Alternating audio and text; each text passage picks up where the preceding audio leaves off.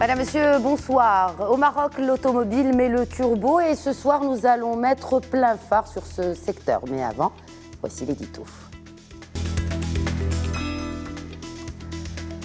En un siècle, la voiture est devenue une utilité évidente dans le paysage de notre civilisation actuelle. Comme pour d'autres aspects de la consommation, le phénomène se démocratise. Merci qui ? Merci au crédit bancaire. Au début du XXe siècle apparaît le crédit à la consommation de l'autre côté de l'Atlantique qu'aux États-Unis. Vous n'avez pas d'argent pour la voiture de vos rêves, pas de problème, on vous en prête. Plus d'un siècle plus tard, au Maroc, avec des financements pouvant s'étaler jusqu'à 72 mois, jamais le rêve auto n'a été aussi accessible au grand bonheur des concessionnaires, distributeurs, revendeurs, voire même sites d'annonces en ligne. Sur le segment du neuf, on estime le chiffre d'affaires à 60 milliards de dirhams, soit l'équivalent de 5,5% de notre PIB. Alors, quelle contribution dans ce même PIB ? Erreur de GPS. Ce qui est cependant clair, comme l'eau de roche, c'est que l'impact sur la balance commerciale marocaine n'est pas léger. Pour l'autre moitié des ventes auto, la tendance est là aussi au vert. Mais la bonne conduite du secteur a encore du chemin à parcourir. Comptez 80 véhicules pour 1000 habitants au Maroc contre 600 véhicules pour 1000 habitants en Europe. À la traîne, au point mort comme le service après-vente, la prime à la casse ou encore le bonus écologique et un secteur loin d'être à l'ère du temps de l'hybride ou de l'électrique. Démarrons le débat sans plus attendre en compagnie de mes invités aujourd'hui. Maziel Rezaoui, bonjour. Bonjour. Vous êtes donc directeur d'un concessionnaire de la place. Bienvenue. Merci à vous. Également sur ce plateau, Jalil Nani, un confrère des Inspirations Éco, journaliste automobile donc au sein du quotidien marocain. Bienvenue à vous aussi. Merci, bonsoir et merci pour l'invitation. Et en face, j'ai le plaisir de recevoir Driss Khodri. Bonsoir. Bonsoir. Vous êtes économiste spécialiste du budget des ménages. Exactement. Et justement, ma première question vous est destinée. Est-ce qu'aujourd'hui, l'automobile est un bien durable ? L'automobile est un bien. Et la question qui se pose aujourd'hui, quel usage fait le ménage de cette automobile et quelle est la place de l'automobile dans le budget des ménages et des familles. C'est un bien en soi, mais il a un impact sur trois choses, sur les attitudes, les aptitudes et les aptitudes du foyer. Les habitudes consommationnelles vont changer avec l'automobile. Quand vous avez acheté un véhicule, il aura un impact direct sur le budget de la famille. Deuxième chose, sur la... Un impact négatif. Un impact... Positif. Il va chambouler... En parlant du budget. Oui. Combien ça représente en moyenne ? Après, on revient aux habitudes, aptitudes et attitudes. Oui. Combien ça représente en moyenne dans un budget de famille marocaine, le budget alloué à l'auto ? 27% du budget d'une famille, en moyenne. Par rapport au... Il se classe en combien de position après, par exemple ? La quatrième position, après le logement, la nourriture, l'éducation des enfants, c'est le véhicule. Généralement, c'est comme ça qu'on place l'automobile dans le budget d'une famille. Très bien. Alors, pour les attitudes, on a parlé d'habitudes de consommation, les attitudes et l'aptitude. Oui, la voiture, quand elle arrive, parfois elle est heureuse, parfois quand elle arrive, elle va chambouler les attitudes du couple, c'est-à-dire le comportemental. Parce que quand la voiture arrive avec un montant déterminé, eh bien, on va faire un effort sur d'autres rubriques qui vont disparaître du budget. Est-ce que le couple est prêt pour supporter ces sacrifices pour accepter la voiture ? Parce que la voiture va remplacer, par exemple, mon budget café, le budget esthétique de la femme, etc. Donc, il y aura un chamboulement au niveau des rubriques budgétaires du foyer. Très bien. Alors, on parle aujourd'hui de ce budget de 27%. Est-ce le cas pour tous les... Par exemple, quand on parle d'achats beaucoup plus coûteux, onéreux, est-ce qu'on est toujours dans cette catégorie-là ? Est-ce que ce n'est pas finalement culturel par rapport à d'autres, par exemple, si on parle de marques premium ? Oui. Alors, on ne sait pas acheter un véhicule. Ça, c'est une petite vérité qu'il faut accepter. Parce que, généralement, la voiture n'est pas conçue comme un moyen de locomotion horizontale, mais comme un moyen d'ascension verticale. Sociale. Donc, nous le voyons tel quel. C'est-à-dire que j'utilise parfois un véhicule qui n'est pas le mien, c'est-à-dire appartenant à une couche socio-professionnelle déterminée. Je ne dois pas utiliser ce véhicule, il ne correspond pas à mon profil social. Mais je l'achète quand même, parce que finalement, je n'achète pas le véhicule qui me plaît, mais qui me plaît peut-être à mon voisin, parce que je suis dans une concurrence, je suis dans un standing social. Et c'est la raison pour laquelle il faudrait peut-être revoir même le système d'achat du véhicule. Il faut d'abord une étude préliminaire pour aller acheter ce véhicule. Il faut que le foyer, que la famille s'assoie et dire voilà le véhicule type qui correspond à notre musculature financière et à nos attentes et au nombre de personnes qui sont dans la famille et également à la tranche que j'ai réservée au paiement de ma traite dans mon budget et dans mon salaire. Qui est de 27%, n'est-ce Exactement, pas? Alors, maximum. Je me tourne vers mon confrère Jalil Benani. Avec un chiffre d'affaires, donc je le disais un peu plus tôt, 60 milliards de dirhams, 15 000 emplois directs, quelle est la valeur que crée ce secteur finalement pour notre économie? Je n'ai pas le montant précisément, mais c'est un secteur qui pèse lourd au niveau de l'économie nationale. C'est-à-dire? En termes de PIB, vous l'avez dit tout à l'heure, vous avez un... Alors voilà, il faut juste préciser, parce que quand je dis que le secteur pèse 60 milliards de dirhams, ça veut dire qu'il ne génère pas 5% du PIB, mais qu'il représente la part de 5,5% du PIB. Mais ce que je veux parler, c'est quelle valeur ajoute-t-il ce secteur? C'est 60 milliards de dirhams. Quelle est la valeur ajoutée sur notre PIB? Des emplois déjà, beaucoup d'emplois créés, qu'il s'agisse du côté industriel comme du côté commercial, l'après-vente, c'est un secteur qui pèse lourd. Alors, est-ce qu'aujourd'hui, quand on parle d'importation de voitures, je me tourne vers le concessionnaire, aujourd'hui, quand on importe ces véhicules, notamment d'Europe, on ne paye pas de taxes, n'est-ce pas? Ils sont exonérés de taxes, à part la TVA, je parle de droits de douane, pardon, excusez-moi. Donc, finalement, est-ce que ça pèse sur notre balance commerciale? On va dire que, déjà, c'est partiellement vrai. Exonéré quand c'est produit en Europe, effectivement, il y a juste un reliquat de 0,25%, mais quand on sait que la taxe est de 17,5% quand c'est produit, par exemple, aux États-Unis, c'est vrai que c'est intéressant. Ce statut avancé avec l'Europe nous est plus que bénéfique. En revanche... Vous êtes plus que bénéfique en tant que concessionnaire ou pour l'économie? Je pense que non, c'est pour les clients. Parce que le premier bénéficiaire, vu la concurrence acharnée que se livre ce secteur, c'est le client. Et vraiment, on a pu assister à une baisse des prix. Bon, je suis bien placé pour le dire parce qu'on est dans un segment, enfin pour ma part dans le premium, extrêmement concurrentiel. On a noté sur ces 4-5 dernières années une baisse des prix qui est à la fois liée à l'arrivée d'une taxe de luxe au Maroc, donc qui oblige les concessionnaires à se mettre juste en dessous du niveau, même pour des véhicules quand même relativement haut de gamme, dans le haut de gamme, et également cette baisse ou cette suppression qui a été graduelle, je le rappelle, des droits de douane, qui a été complètement, disons, retransférée au consommateur final. Mais quand on voit que notre secteur automobile, vous l'avez cité, Jalil Benani, pèse à hauteur de 80 milliards de dirhams sur notre balance commerciale, c'est-à-dire en exportation, et on en importe 60 milliards. Tout à fait. Il reste un reliquat finalement de 20 milliards. Est-ce que ça n'impacte pas finalement le secteur industriel?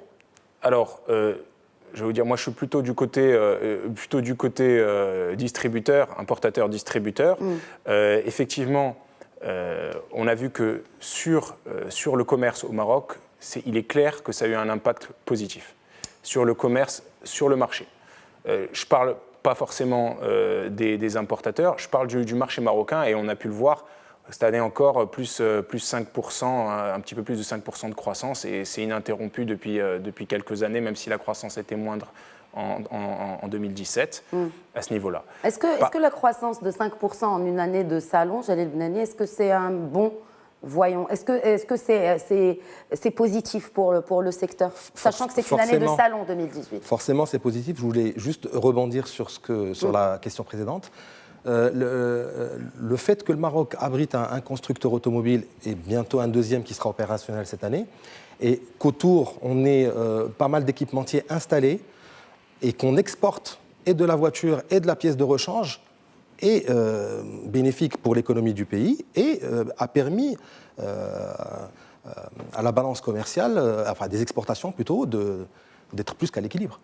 Qui a pu peut-être éponger en tout cas ces importations de 60 milliards. Je me tourne vers Driss Khodri qui est, rappelons-le, économiste et spécialiste des finances publiques. Est-ce qu'aujourd'hui, ce n'est pas une perte d'importer autant, sachant qu'on exporte et qu'on a créé ces écosystèmes de l'automobile et que l'automobile fait partie aujourd'hui du secteur industriel et notamment des exportations. Est-ce que ça n'impacte pas de manière négative?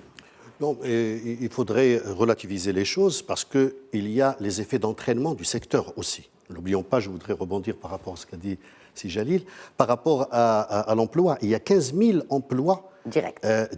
Plus de 100 000 indirects. Et 120 000 indirects. Exact. Donc il faudrait, quand on fait une analyse du secteur, il faut qu'elle soit assez large. Donc il y a un déficit au niveau de la balance, oui, mais on peut, en termes d'effet d'entraînement, positiver les choses et voir un avantage, notamment au niveau de l'économie nationale. Qu'en est-il de la progression des 5% que je viens d'évoquer en une année de salon? Est-ce bon, est-ce suffisant, sachant que, bon voilà, c'est une année de salon, ce qui est normal qu'il y ait une progression?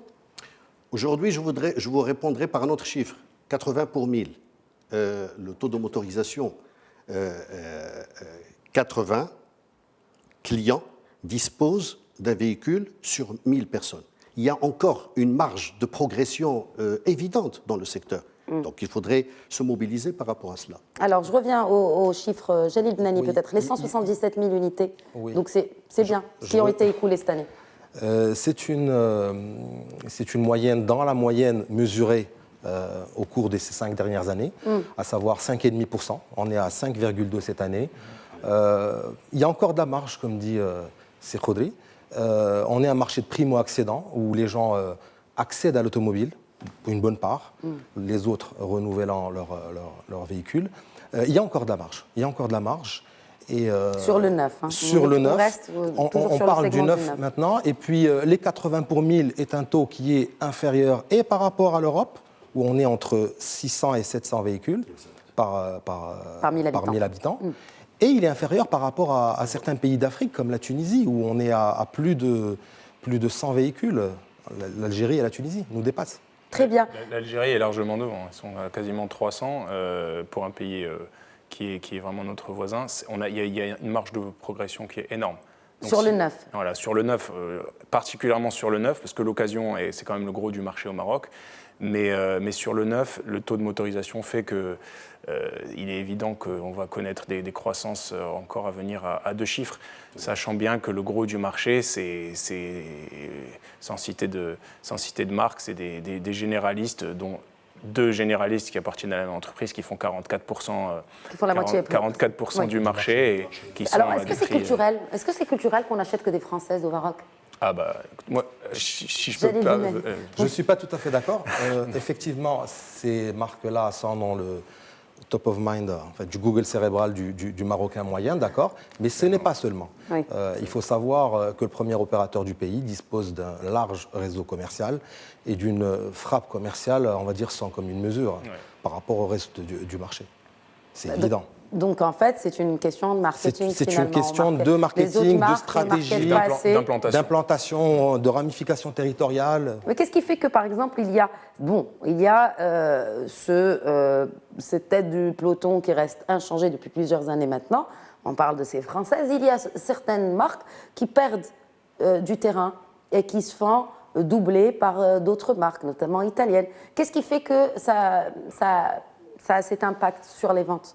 C'est la nature de tout marché. Aujourd'hui, je suis leader, le lendemain, je ne le suis plus, et puis voilà. D'accord. Donc, il n'y a pas d'autres facteurs, peut-être? Je pense qu'il y a des cycles de production, déjà. Oui. Donc, je veux dire, chacun, la roue tourne, comme on dit.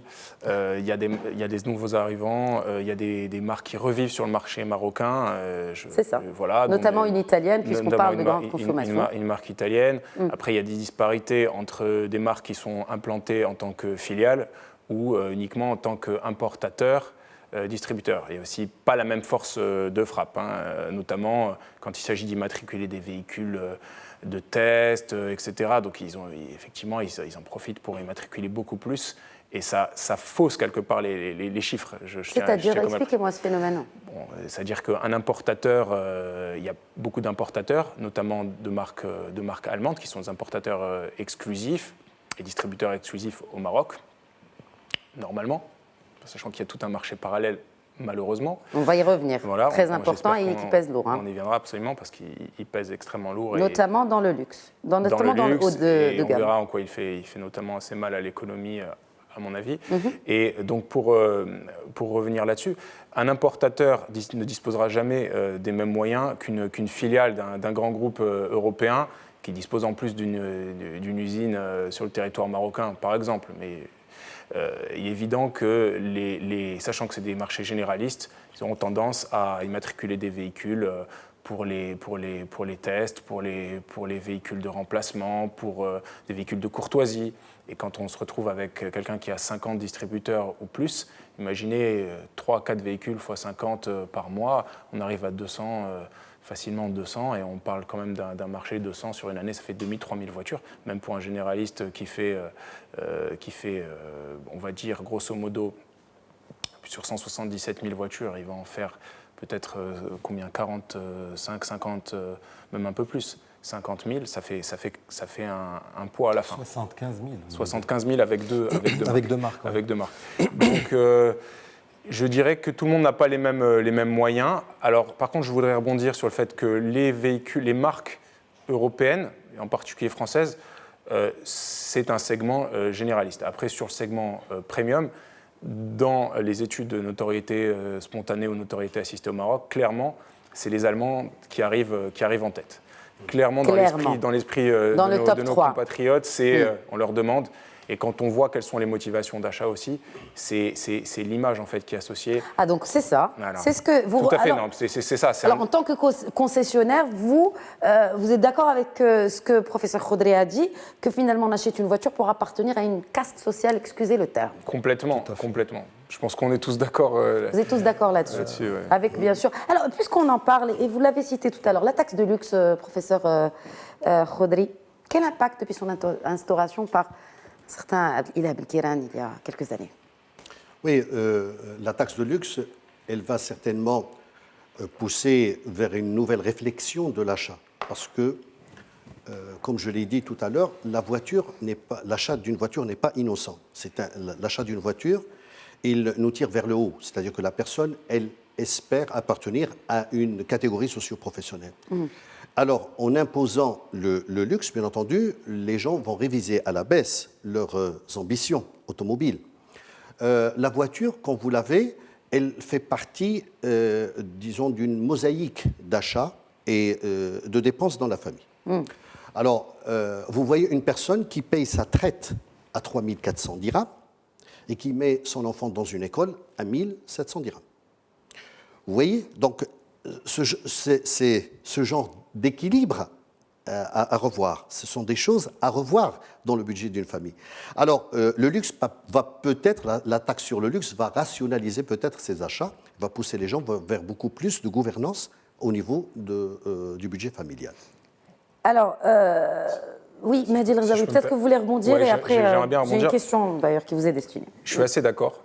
Effectivement, le prix moyen sur les marques premium a quand même diminué malgré, je dirais, à cause notamment de la taxe de luxe. Donc ça a permis de rationaliser un petit peu.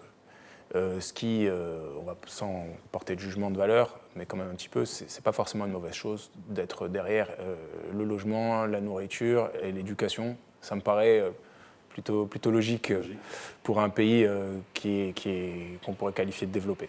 Je pense que c'est important. Par contre, malgré la taxe de luxe, on a pu observer, et moi ce que je pense, c'est qu'il y a une perte de recettes pour l'État, approuvée, je n'ai pas les chiffres, mais la perte de TVA qui est liée à la baisse sur ce segment des voitures qui sont au-dessus du seuil de la taxe de luxe, je ne pense pas qu'il ait été compensé par la taxe de luxe. Parce qu'on aurait eu une croissance encore plus forte sur les véhicules concernés. Donc je vous rappelle, il y a plusieurs tranches. La première, 5% au-dessus de 400 000 dirhams hors taxe, entre 400 et 600, 5% au-dessus de 600, jusqu'à 800, c'est 10, de 800 à 1 million de dirhams. 800 000 à 1 million de dirhams, c'est 15, et au-dessus d'1 million, etc. Ça ne veut pas dire que le marché s'est arrêté, loin de là, mais ça a aussi ouvert la porte à l'informel, ce qui, à mon avis, n'était pas l'idée du gouvernement Belkiran quand il a mis en place cette taxe de luxe il y a maintenant, je crois, 4 ans. Vous pensez que cette taxe est à revoir ? Je pense sincèrement qu'elle devait être transitoire à l'origine. Si je me souviens bien, c'était pour 3 ans. Oui. Et elle s'est prolongée. Et je pense effectivement que c'est à revoir, ou si ce n'est pas à revoir, il faut vraiment lutter contre l'informel de manière efficace, parce que les importateurs qui arrivent à faire entrer des véhicules qui sont clairement au-dessus de la taxe de luxe dans une tranche qui est inférieure à cause d'un problème de déclaration d'options. C'est très important de parler de cela, justement. Scandaleux. Alors, puisque vous l'évoquez, on va parler de cet informel, parce que je sens que tout le monde a vraiment besoin de parler de ce marché parallèle. Alors, et puis on reviendra, n'est-ce pas, sur la moyenne et sur le général. Qu'est-ce qui cloche? Pourquoi, comme vient de l'évoquer Mehdi El-Razaoui, on importe des véhicules?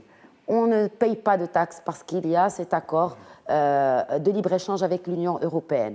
Ces voitures sont revendues, non pas par des concessionnaires, mais par des revendeurs.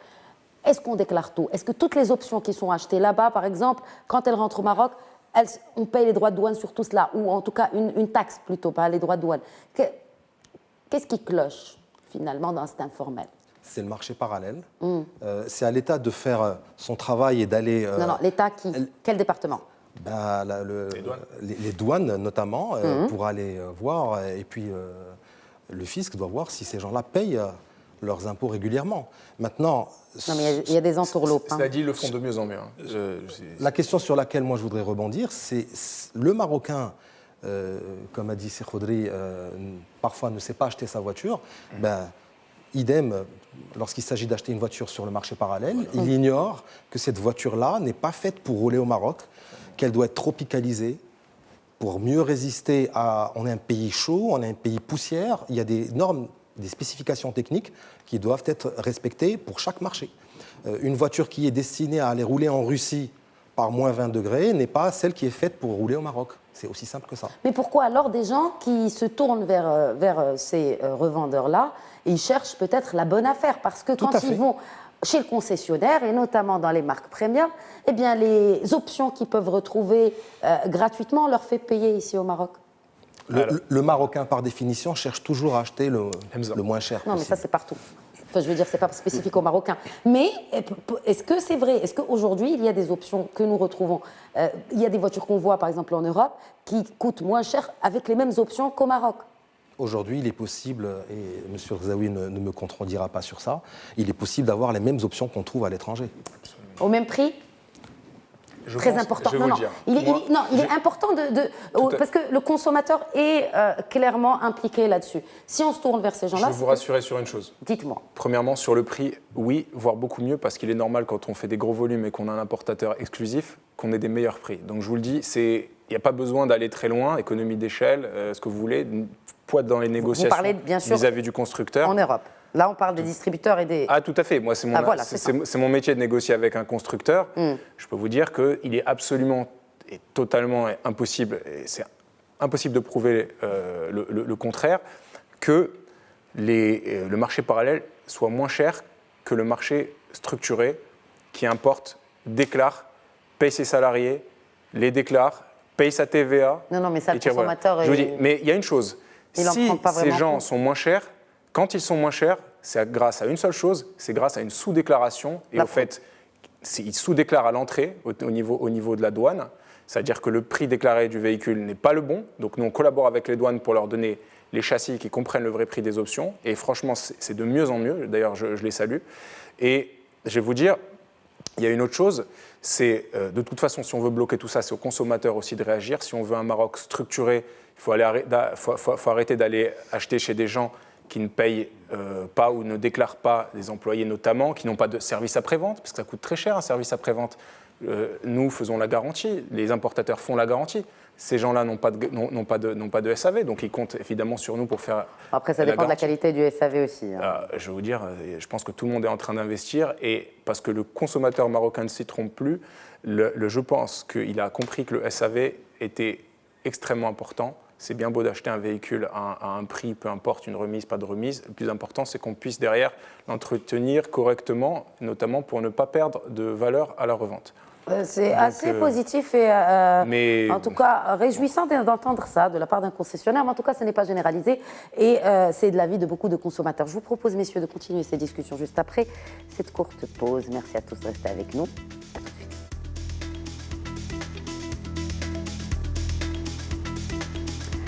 Bonsoir à nouveau et bienvenue à ceux qui nous rejoignent. Bienvenue à Éco-Débat. Ce soir, nous parlons de l'automobile, du marché auto au Maroc avec ces chiffres très positifs, une très bonne progression des ventes sur l'année écoulée, des chiffres qui viennent d'être publiés cette semaine. Alors, le marché, il a ses faiblesses, notamment en ce qui concerne ce marché parallèle.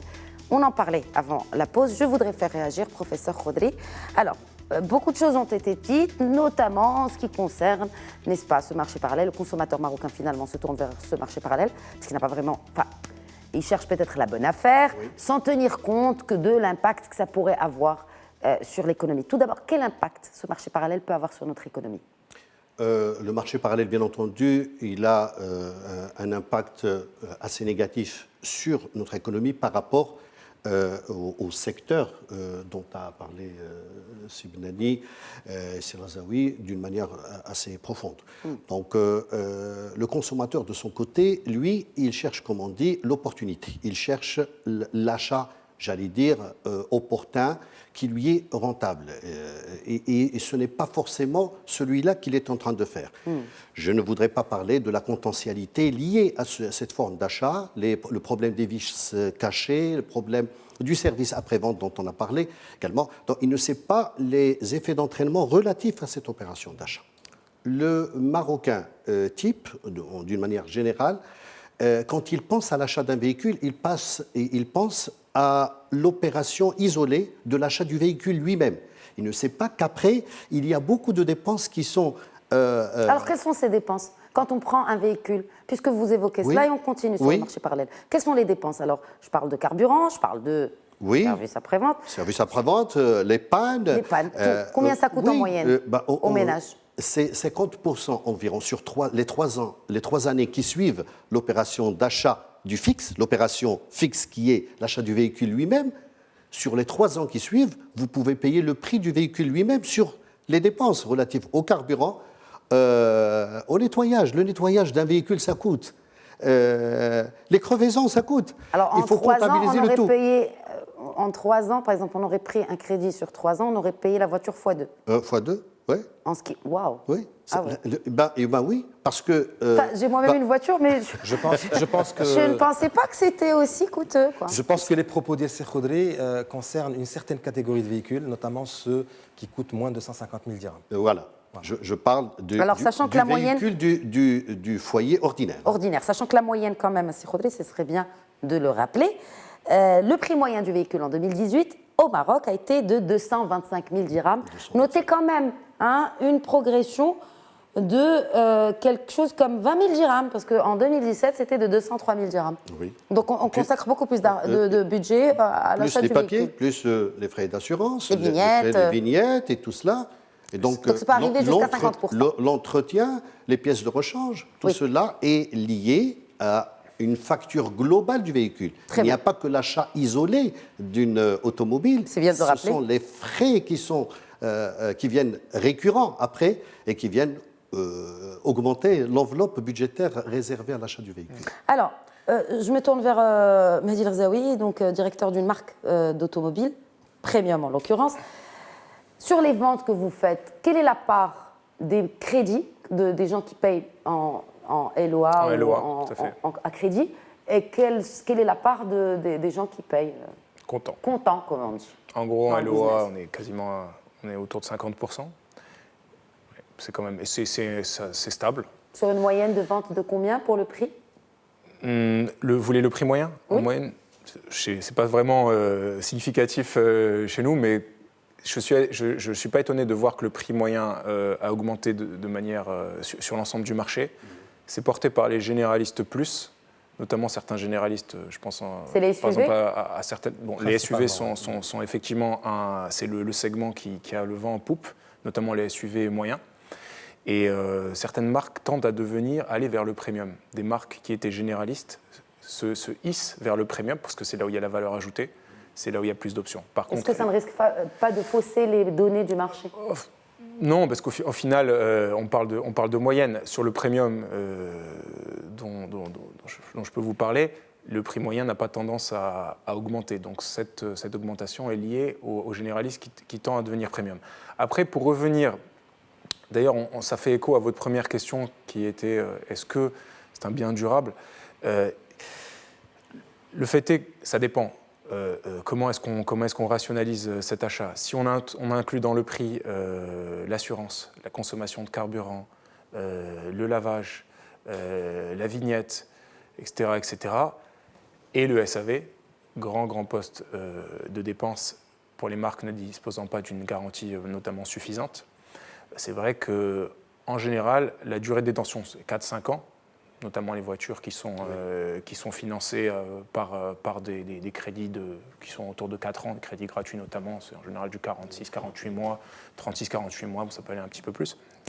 Et bien à ce moment-là, on voit vite d'énormes différences, parce que ce qui n'est pas très révélateur en fait, à l'achat, rajouter 10 000 ou enlever 10 000 dirhams, ça fait un impact finalement sur 48 mois, vous voyez, ça fait 200 dirhams, on le voit pas tellement passer.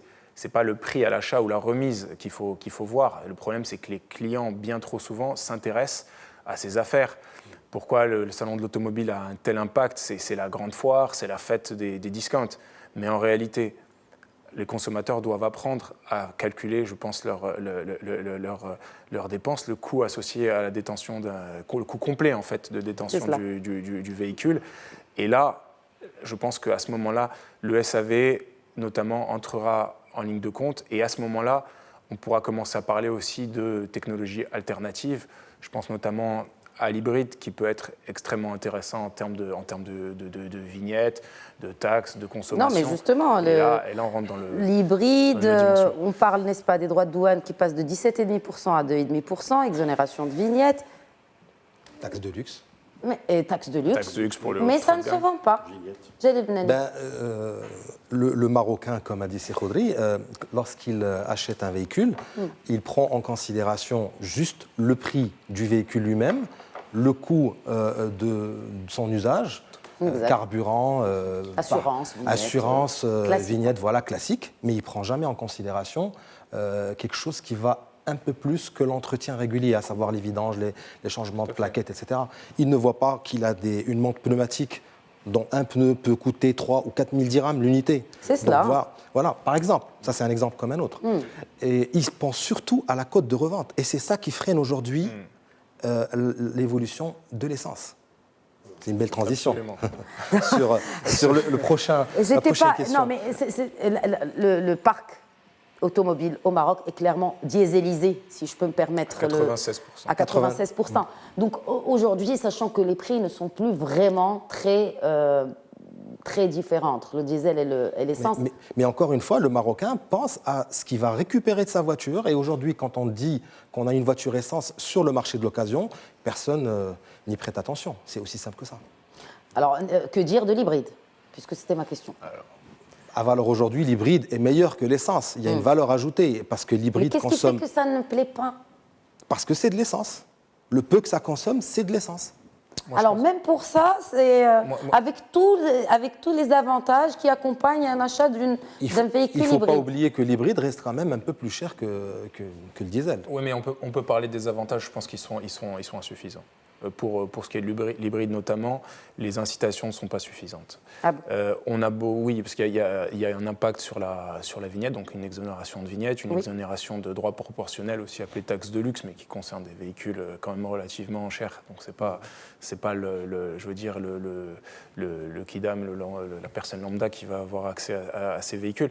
Mais quand je pense pour ne citer qu'un pays relativement proche, à savoir la France, quand on pense qu'il y a un bonus écologique... Alors le bonus éco, on n'a pas? On n'a pas de prime à la casse sur un véhicule électrique d'une marque qui est très implantée au Maroc, parce qu'il y a une usine notamment, 10 000 € sur un véhicule qui fait 20 000 €, c'est 50% du prix du véhicule, c'est quand même énorme. Après, il y a aussi le problème de l'essence, et Sib Nani le disait fort bien, c'est aussi un problème de mentalité et de structuration du marché. Il y a tellement de diesel aussi sur le marché qu'on dirait qu'il pourrait y avoir un effet de rareté. Mais le fait qu'il y ait peu d'essence veut dire aussi que mathématiquement, ça va être assez difficile à vendre parce qu'il n'y a pas tellement de demande. Et c'est le chat qui se mord la queue. Donc on continue. Et j'étais très étonné de voir que malgré une hausse de l'essence, je parle en termes de vente de véhicules neufs en 2017. Je pensais que ça allait se poursuivre, la hausse de l'essence, de vente de véhicules essence et la baisse du diesel. Pas du tout. Cette année, on se retrouve encore avec une décroissance de l'essence et la croissance qui est clairement portée par le diesel, alors même que le prix à la pompe est devenu, l'écart de prix est de l'ordre de 1 dirham. 1 dirham, c'est cela. Donc, alors peut-être qu'il faut aller voir ailleurs, et à ce moment-là, on parle d'hybride. Alors, le souci de l'hybride, c'est que c'est plus cher, c'est des technologies plus chères, donc c'est des véhicules plus chers. Mais il ne faut pas oublier que c'est des technologies aussi qui sont bien plus durables. Et au niveau de la consommation, on s'y retrouve vite. Moi, je veux vous dire... On rattrape plus vite, en fait, puisqu'on parle de... Il suffit de faire le coût complet, on voilà, aura vite fait le tour. C'est ce calcul précisément que le Marocain acheteur ne fait pas. On ne fait pas.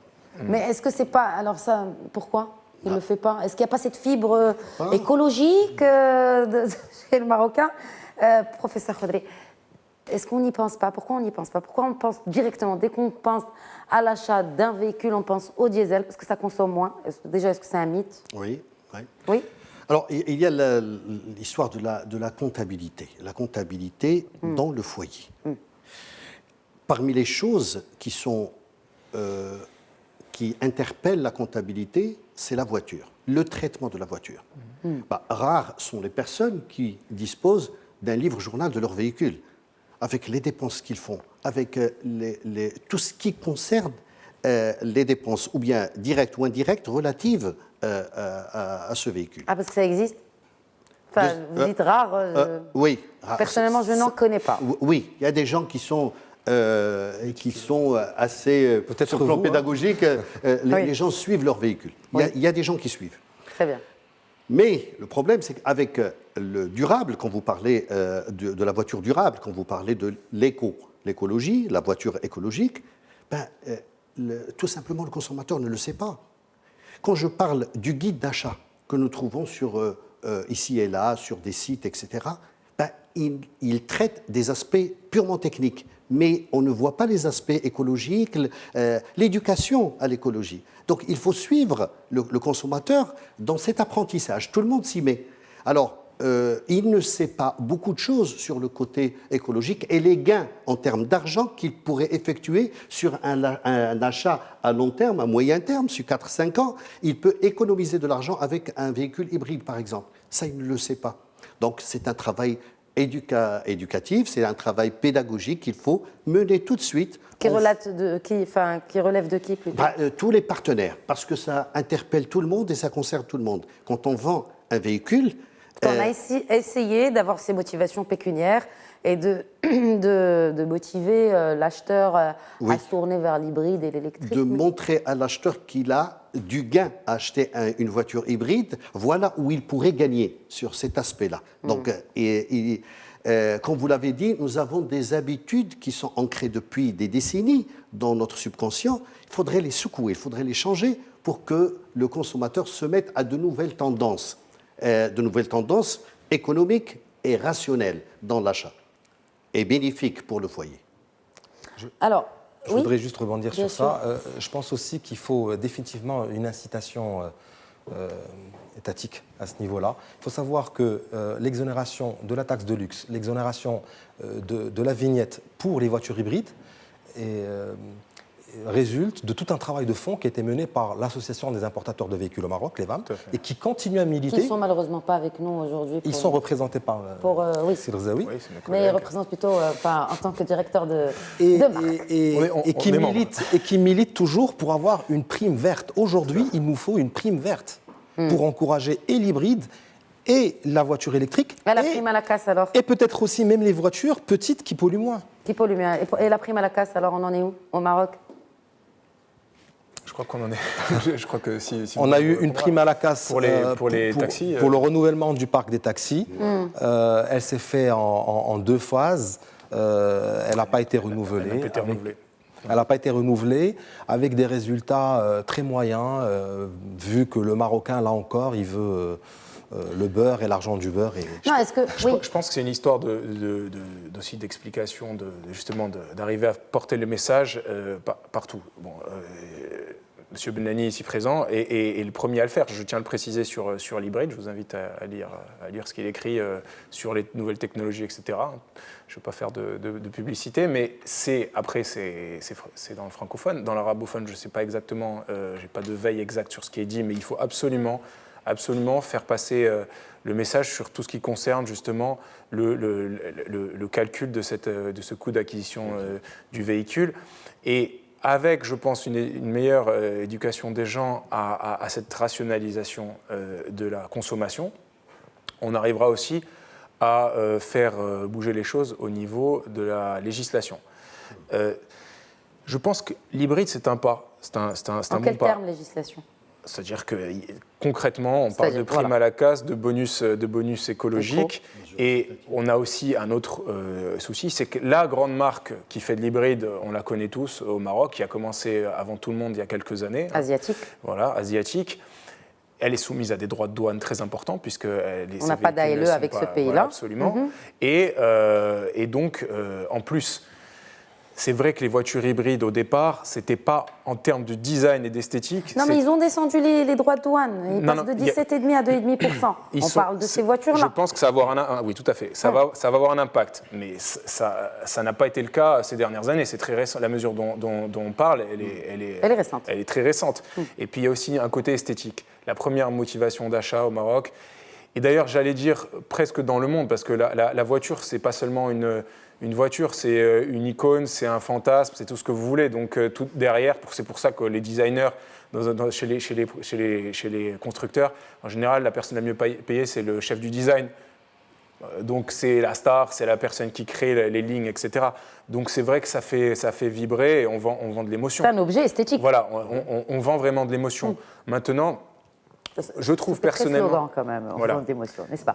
J'ai pas, oui, d'ailleurs c'est pas du tout. J'ai pas cette référence, mais je pense que c'est que justement les véhicules hybrides et on va peut-être y venir les véhicules électriques.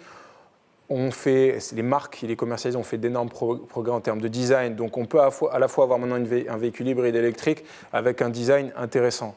Voilà. Après, il faut que les pouvoirs publics suivent.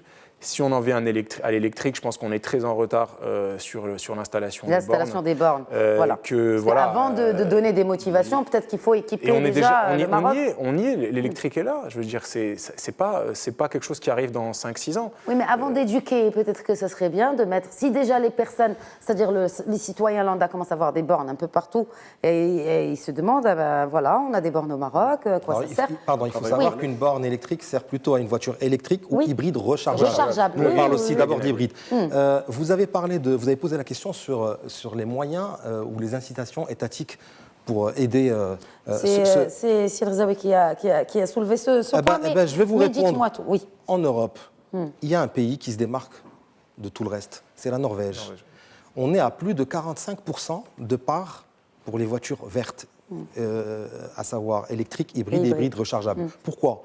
En Europe, en Norvège, on ne paye pas de parking dans les supermarchés, publics, on ne paye pas de péage autoroutier, on ne paye pas de vignette. Ils profitent d'une foultitude d'avantages qui sont intéressants, en plus d'une prime. Voilà. Oui, on en est loin. On en est loin. Alors, justement, avant de... in fine, le consommateur recherche... la bonne affaire, la bonne opportunité, vous l'avez dit. Et ce coût d'acquisition. Donc l'hybride coûte cher, le neuf coûte cher. Est-ce que c'est pour cela que le consommateur, finalement, il se tourne vers l'occasion, qui représente l'essentiel, n'est-ce pas, des transactions de véhicules au Maroc ? À mon humble avis, au moins le double du marché du neuf. Au moins le double. Au moins le double. Très bien.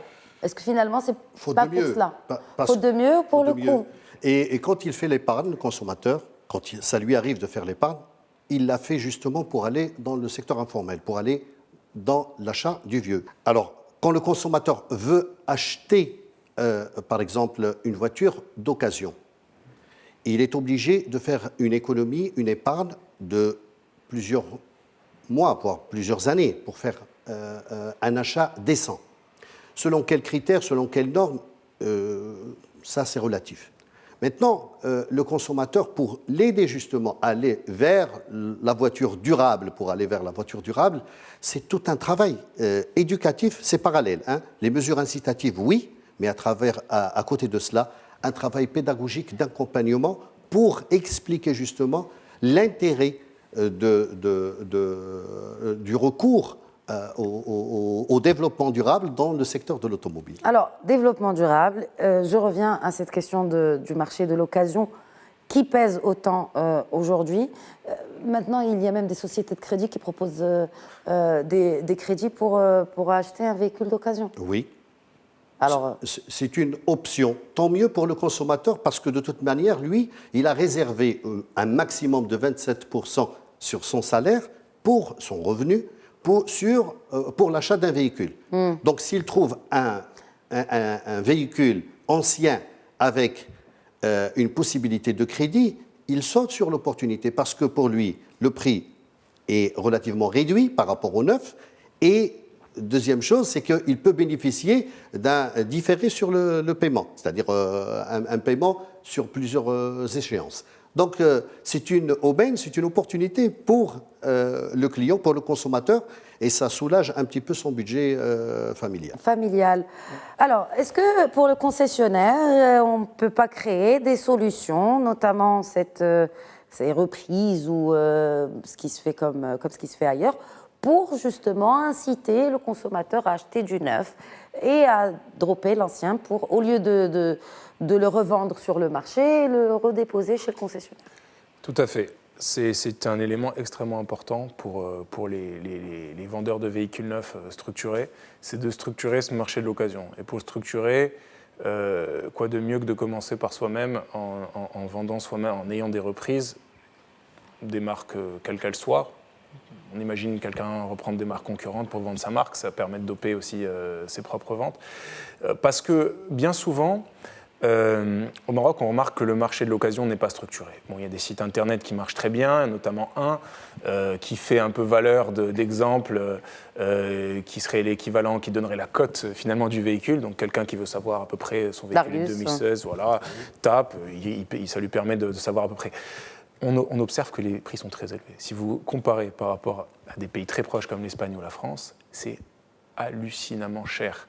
Pour quelle raison? Il y a l'histoire du blocage des importations de véhicules d'occasion au-delà de 5 ans, des taxes qui sont très élevées, qui permettent de se concentrer sur un marché qui est finalement captif. Il n'y a pas énormément d'offres par rapport finalement à la demande, et on se retrouve avec des prix qui sont franchement le double. Pour un même véhicule, ça peut aller au double du prix en euros. Un véhicule qui sera revendu en Europe 4 000 €, ici on en demande plus de 80 000 dirhams. Et pourquoi? Parce qu'il n'y a pas il n'y a pas assez d'offres premièrement, et il n'y a pas assez de structuration pour permettre à l'acheteur d'être en relation avec le vendeur de manière systématique et fluide. Qu'est-ce qui manque maintenant au concessionnaire pour ne pas faire des reprises? Alors, non, il y en a beaucoup qui le font. Il y en a énormément, ça s'est structuré. C'est minime. Hein. C'est minime parce que beaucoup ont une expérience aussi assez malheureuse de la reprise, parce que la reprise, c'est un métier. Savoir évoluer un véhicule, savoir voir les points de contrôle, savoir l'assurer et savoir le garantir.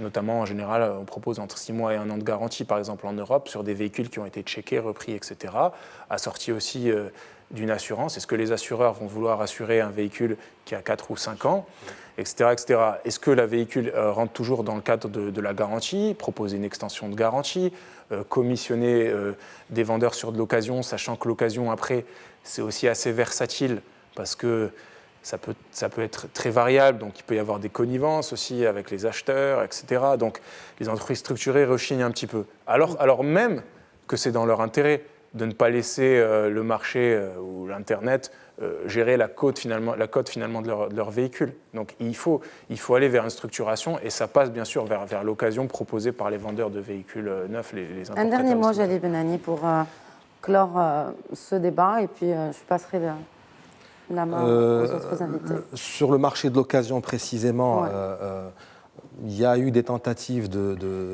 elles sont viables, hein, de faire de la reprise. Le leader du marché a créé carrément un pôle dédié qu'à la voiture d'occasion, et il le fait aux standards internationaux.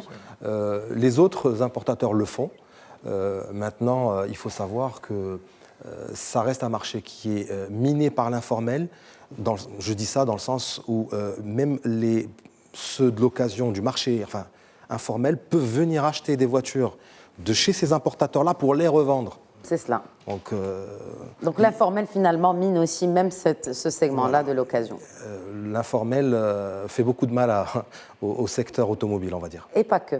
Malheureusement, le temps de l'émission s'est écoulé. Merci beaucoup, messieurs, d'avoir répondu présent sur le plateau d'Éco-Débat. Et je tiens à remercier nos téléspectateurs pour leur fidélité. Leur donne rendez-vous la semaine prochaine pour un nouveau numéro d'Éco-Débat. D'ici là, très bonne semaine à tous.